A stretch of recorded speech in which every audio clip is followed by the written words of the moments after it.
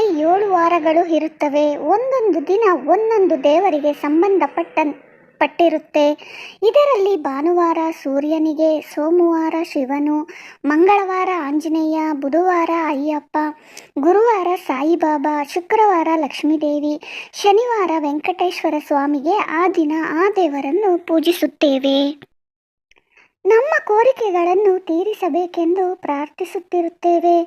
ಆ ದಿನ ದೇವರನ್ನು ಪೂಜೆ ಮಾಡುವುದೇ ಅಲ್ಲದೆ ಕೆಲವು ಮಾಡಬಾರದ ಕೆಲಸಗಳು ಇರುತ್ತವೆ.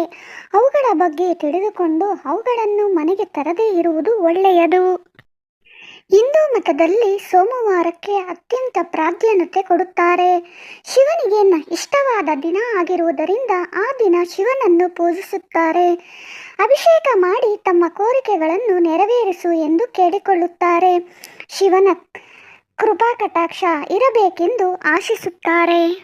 ಶಿವನನ್ನು ಪೂಜಿಸುವ ದಿನವಾದ ಸೋಮವಾರ ಕೆಲವು ಕೆಲಸಗಳನ್ನು ಮಾಡುವುದರಿಂದ ನಮಗೆ ಅಶುಭ ನಡೆಯುತ್ತದೆ. ಜ್ಯೋತಿಷ್ಯ ನಿಪುಣರ ಪ್ರಕಾರ ಸೋಮವಾರ ಧಾನ್ಯವನ್ನು ತೆಗೆದುಕೊಂಡು ಬರಬಾರದು. ವಿದ್ಯೆಗೆ ಸಂಬಂಧಿಸಿದ ಪುಸ್ತಕಗಳು, ಪೆನ್ನುಗಳು ಕೊಂಡುಕೊಳ್ಳುವುದು ಒಳ್ಳೆಯದಲ್ಲ. ಸೋಮವಾರದ ದಿನ ನಾವು ಆಟದ ವಸ್ತುಗಳು, ಎಲೆಕ್ಟ್ರಿಕ್ ವಸ್ತುಗಳು ಕೊಂಡುಕೊಳ್ಳುವುದು ಅಷ್ಟು ಒಳ್ಳೆಯದಲ್ಲ. ಯಾರಾದರೂ ತಿಳಿಯದೆ ಇಂತಹ ವಸ್ತುಗಳನ್ನು ಕೊಂಡುಕೊಂಡರೆ ಪ್ರತಿಕೂಲ ಪ್ರಭಾವ ಎದುರಿಸಬೇಕಾಗುತ್ತದೆ. ಆದರೆ ಕೆಲವು ವಿಧವಾದ ವಸ್ತುಗಳನ್ನು ಕೊಂಡುಕೊಂಡು ಬಂದರೆ ಒಳ್ಳೆಯದು ನಡೆಯುತ್ತದೆ ಎಂದು ಹೇಳುತ್ತಾರೆ. ಅದು ಏನು ಗೊತ್ತಾ? ಬಿಳಿಯ ವಸ್ತುಗಳನ್ನು ತೆಗೆದುಕೊಂಡು ಬರುವುದರಿಂದ ಮನೆಯಲ್ಲಿ ಸುಖ ಸಂತೋಷಗಳು ಇರುತ್ತವೆ. ಸಕ್ಕರೆ, ಕರ್ಪೂರ ಇಂತಹ ವಸ್ತುಗಳನ್ನು ತೆಗೆದುಕೊಂಡು ಬರುವುದರಿಂದ ಉತ್ತಮವಾದ ಫಲಿತವು ದೊರೆಯುತ್ತದೆ.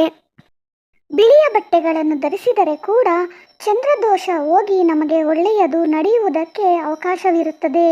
ಇನ್ನು ಸೋಮವಾರ ಬಿಳಿಯ ವಸ್ತುಗಳು ದಾನ ಮಾಡಿದರೆ ಕೂಡ ಶುಭವೇ.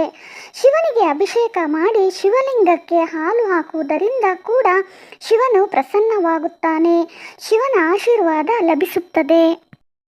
ಶಿವನು ಬೋಲೋ ಶಂಕರ ಆಗಿರುವುದರಿಂದ ಚಿಕ್ಕ ಪೂಜೆಗಳಿಂದಲೇ ಸಂತೃಪ್ತಿ ಹೊಂದುತ್ತಾನೆ. ಸೋಮವಾರ ಶಿವನನ್ನು ಪ್ರಸನ್ನ ಮಾಡಿಕೊಂಡರೆ ನಮಗೆ ಕಷ್ಟಗಳು ಬರುವುದಿಲ್ಲ. ಅದಕ್ಕೆ ಸೋಮವಾರ ಮಾಡಬಾರದ ಕೆಲಸಗಳಿಂದ ದೂರವಾಗಿದ್ದು ಮಾಡುವ ಕೆಲಸಗಳನ್ನು ಸರಿಯಾದ ಕ್ರಮದಲ್ಲಿ ಮಾಡುವುದರಿಂದ ನಮಗೆ ಶಿವನ ಕೃಪಾ ಕಟಾಕ್ಷ ದೊರೆಯುತ್ತದೆ.